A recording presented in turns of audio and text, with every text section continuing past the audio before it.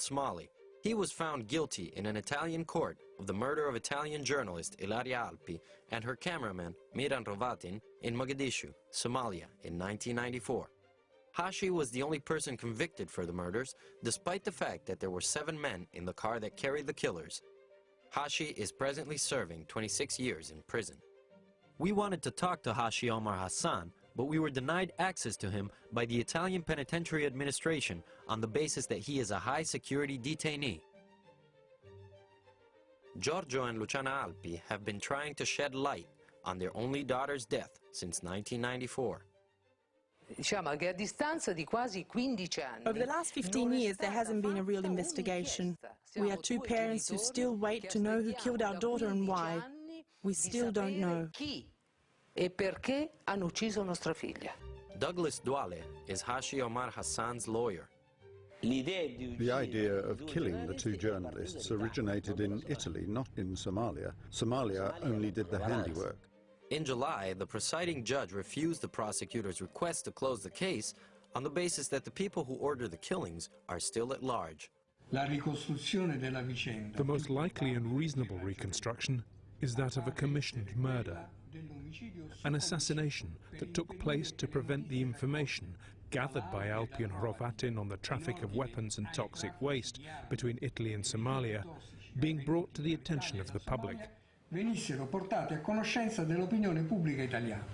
Eccolo qua.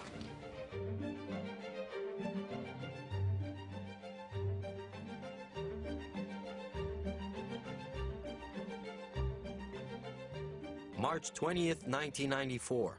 Somalia is in the midst of civil war. The Siad Barre regime has fallen. 2 armed factions control Mogadishu, and the city is split in 2 along the so-called Green Line, monitored by UN troops. Italian state TV reporter Ilaria Alpi and her cameraman Miran Hrovatin are on a mission to Somalia. They were officially there to cover the retreat of Italian troops, but from my understanding, from what I've seen of her notes, she was also there to complete an ongoing investigation. Ilaria, 32, and with a good knowledge of Arabic, had just landed in Mogadishu from the northern Somali coastal town of Bosaso. I remember looking at my watch. It was 12:30 Italian time when she called to say she had returned to Mogadishu.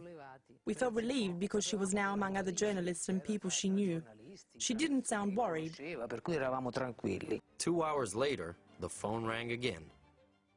At 2:30 Italian time, I received a call from her television channel telling me she was dead. This footage was recorded in the hours following the double murder. After calling her parents, Ilaria Alpi left the Sahafi hotel, together with Miran Hrovatin, her bodyguard Mohammed Nouraden, and her driver Ali Mohammed Abdi. They crossed the Green Line into Mogadishu North and drove to the Amana hotel. Upon leaving, Alpi and Miran were attacked by a pickup truck carrying 7 armed militiamen.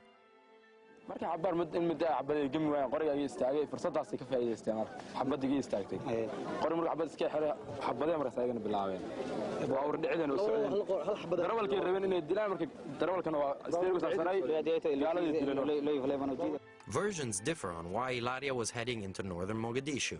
Domenico Damati, the Alpi family lawyer, believes that she had been lured into an ambush. We know that the Somali police had carried out an investigation.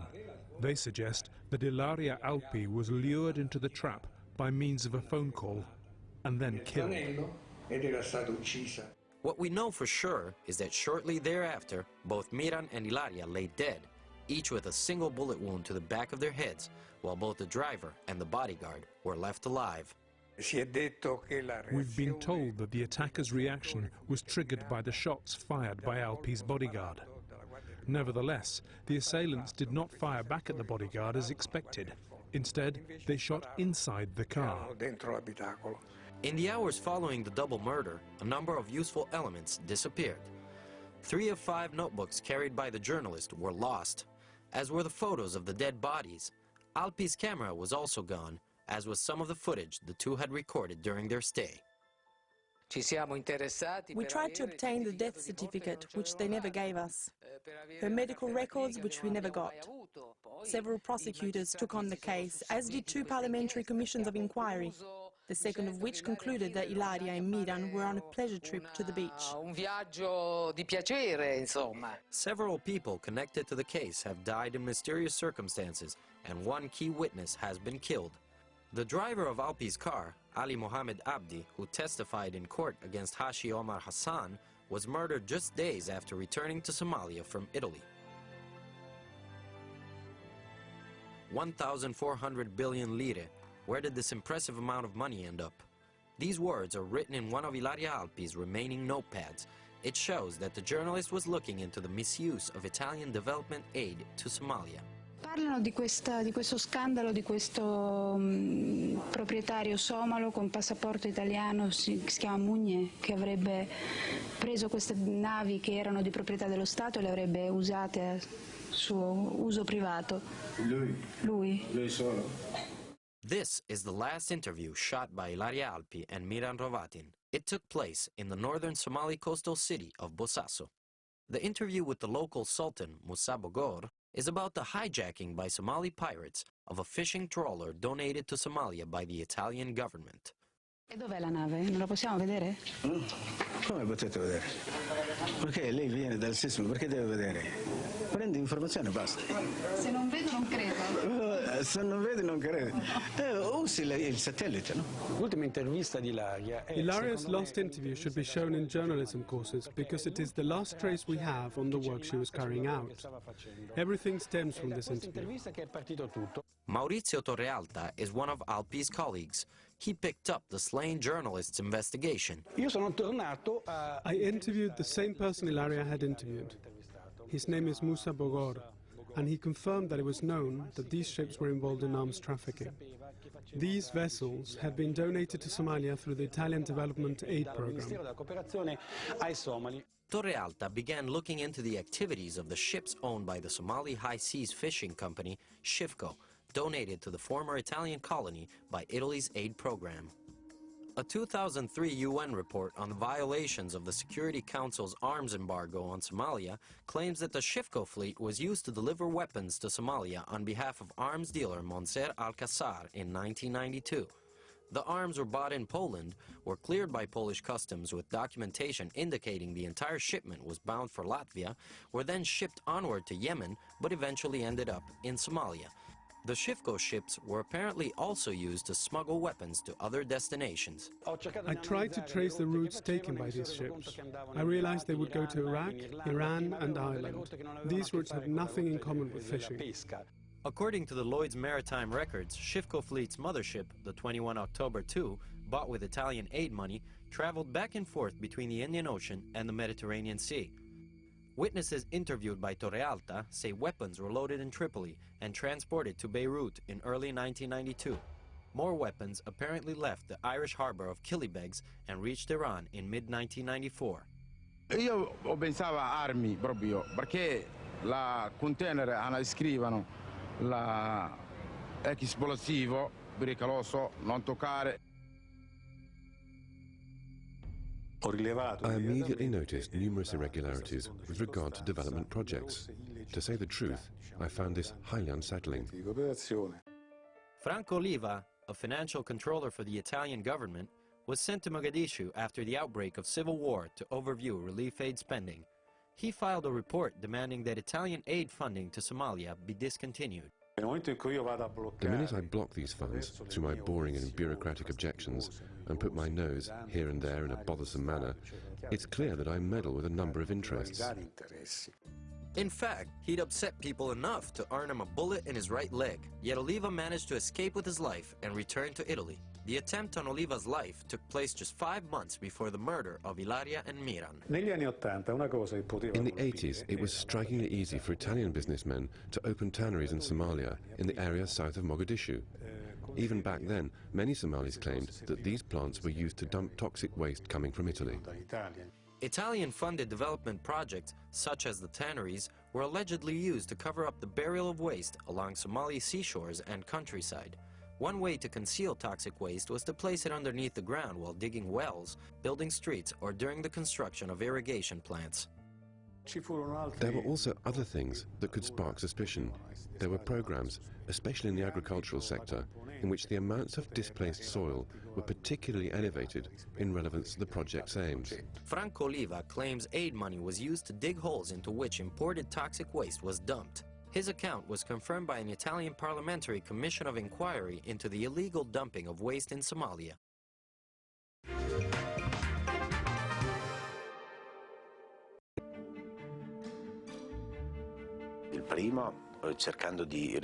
We made 2 trips to Somalia. During the first one, we were trying to locate the sites identified by the UN, where the drums were washed ashore by the tsunami. The witness accounts were significant. Fishermen and local people spoke of malformations, hemorrhagic disorders and previously unknown diseases. Luciano Scalettari is a journalist for the Catholic magazine Famiglia Cristiana. As well as examining the illegally dumped toxic waste brought ashore by the 2004 tsunami, he also picked up Ilaria Alpi's leads, suggesting that toxic waste had been buried along the Garowe-Bosaso road. The road had been visited and filmed by the 2 journalists just days before their assassination. We applied the following method. We used a GPS to identify the sites and a magnetometer to immediately verify whether traces of metal were present beneath the soil.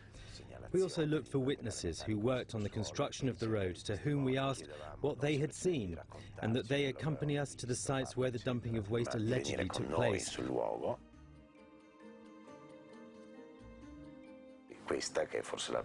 This is probably the most interesting site due to the extensive presence of metals underground.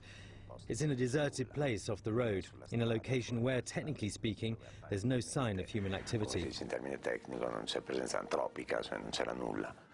Famiglia Cristiana's reports shed light on an international scheme to bring waste from industrialized countries to developing ones.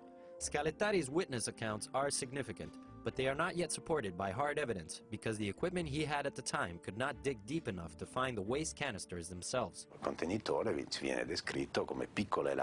The receptacles are described as being small canisters, allegedly containing expired paint. In some cases, they're sacks. In this case, specifically referring to the Bosaso-Garowe road and the sites thereof, it would be jute sacks and large barrels. A large container that would have been buried, and in the most alarming case, a number of awkward-looking drums. When we inquired about them in Italy, we were told that they were specially sealed receptacles used for the storage of fragile or hazardous materials.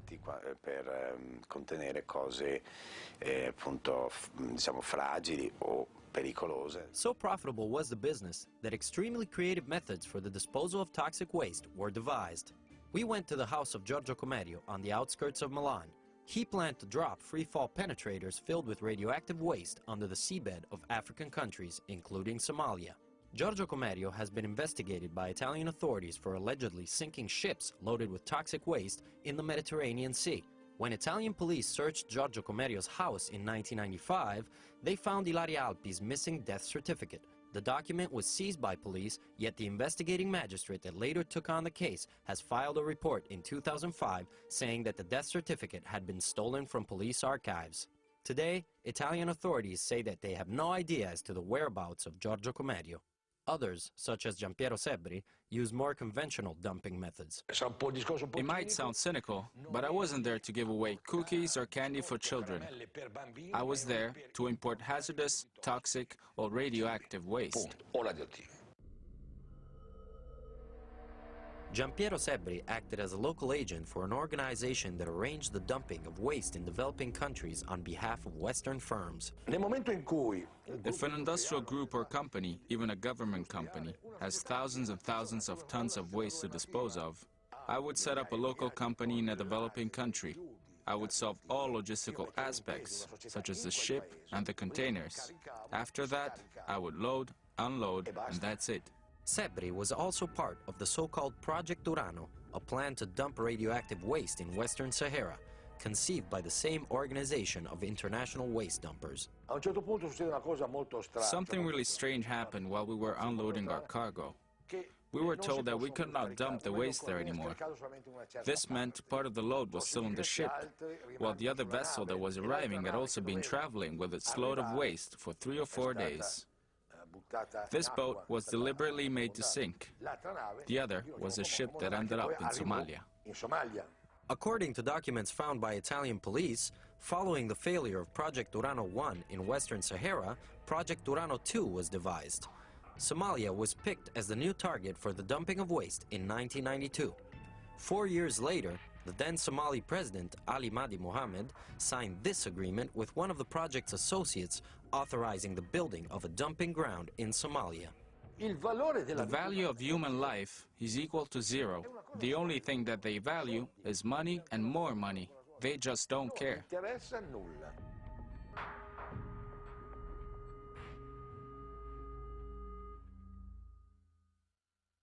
Hashi Omar Hassan has already served a decade in the maximum security prison of Biella in northern Italy for being part of the group that killed the two journalists. Douglas Duale is Hashi Omar Hassan's lawyer. The first-degree trial ended with an acquittal after 298 witnesses were brought to the stand. In the year 2000, Italian prosecutors appealed against Hashi's acquittal on grounds that the defense witnesses were not credible. The appeal court overturned the acquittal, sentencing Hashi to life in jail. The Supreme Court later reduced the sentence to 26 years. Hashi was on the list of Somali victims of mistreatments by UN troops in Somalia. Upon arriving in Rome, he found out that he was charged with the murders. Hashi was condemned after two witnesses stated he was one of the killers. The crucial testimonies were made by Ilaria Alpi's driver, Ali Mohammed Abdi, and by another man who claimed to be on the crime scene, Ahmed Ali Rage, also known as Gelle. In 1997, a special envoy of the Italian government had been sent to Somalia with money to gather information on the killings. He came in contact with Gelle, who in turn allegedly approached Hashi, offering him part of the money in return for a confession. Prior to his departure from Italy, Hashi was approached by Gelle, who offered him money in exchange for his confessions on the murders. When Hashi refused Gelle's offer, he was lured to Italy in a different way. He was invited to testify about mistreatment allegedly inflicted on him by the Italian military serving with the UN. The minute he stepped off the plane, he was arrested for the murder of the journalists. Gelle accused him of being one of the killers, as did the driver, Abdi. While the latter was killed once back in Mogadishu, Gelle's credibility has now been put into question. Gelle says he was there, on the crime scene, during the shooting. He claims to be this person. A photographic test has confirmed that this person is a man called Ali Hassan Osabo, not Gelle. If this is not Gelle, then Hashi Omar Hassan's conviction is based on a false account and on a single witness that was assassinated immediately after testifying. Hashi was not in Mogadishu on that day, and he wasn't part of the attackers. He was about 350 kilometers north of Mogadishu, in a city called Haji Ali.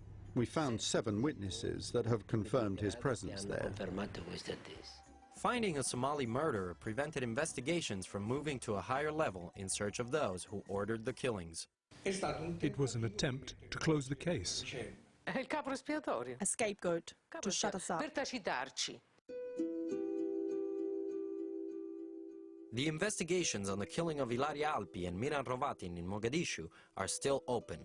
6 of 7 killers are still at large, as are those that ordered the killings. Hashi Omar Hassan is hoping for a retrial based on the invalidation of Gelle's testimony. There must still be someone out there. This someone has to know that the case is not closed.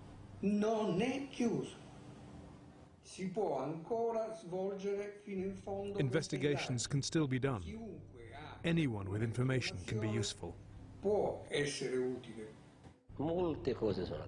Many Somalis who were afraid yesterday are not afraid today, and they would be willing to talk.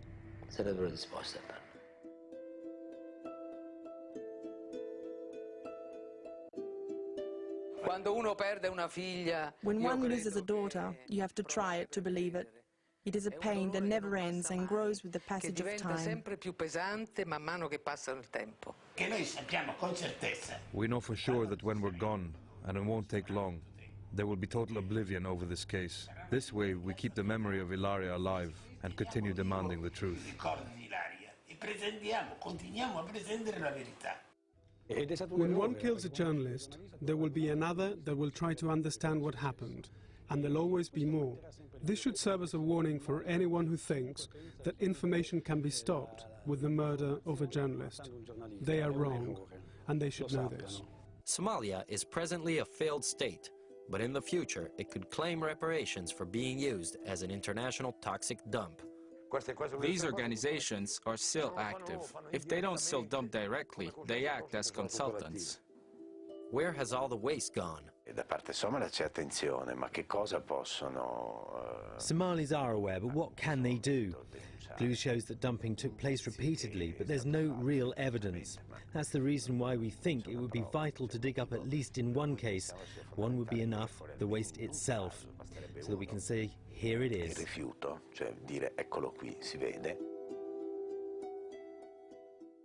There's been no decision yet as to whether Hashi Omar Hassan will be granted a retrial. If you have any information about this case, you can contact the filmmakers by email at info@oyuboproductions.com. That's it for this edition of People and Power. If you'd like to comment on this report or any other matter, we'd love to hear from you on our usual address, aljazeera.net/English. That's it from me, and until next time, bye-bye.